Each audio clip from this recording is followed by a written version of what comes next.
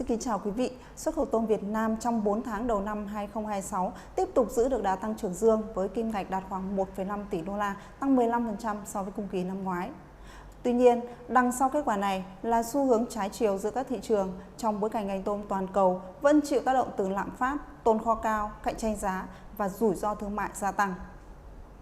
Trung Quốc tiếp tục là điểm sáng của tôm Việt Nam trong những tháng đầu năm nay.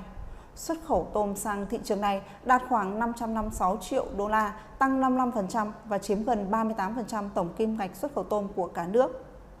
Nhu cầu tiêu thụ phục hồi mạnh, đặc biệt với các sản phẩm thủy sản sống và phân khúc cao cấp như tôm hùm, giúp cho doanh nghiệp Việt Nam tận dụng khá tốt lợi thế khoảng cách địa lý và thời gian giao hàng nhanh.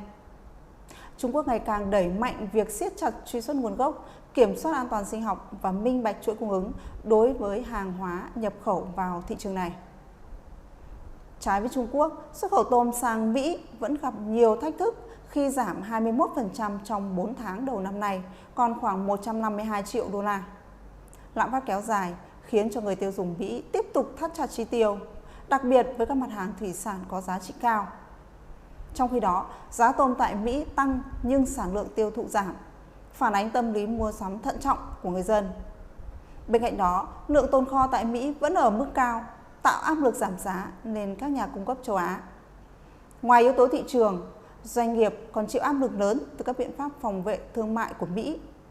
Mức thuế chống bán phá giá sơ bộ POA 20 mà Bộ Thương mại Mỹ mới công bố không mấy khả quan.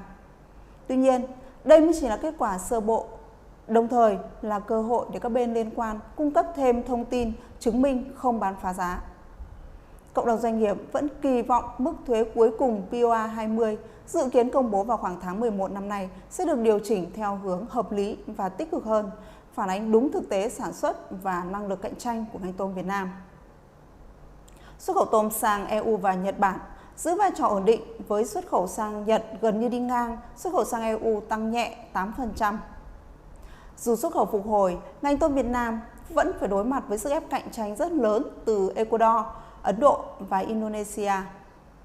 Bên cạnh đó, căng thẳng tại Trung Đông đang khiến chi phí vận tải biển tăng trở lại và thời gian giao hàng kéo dài hơn.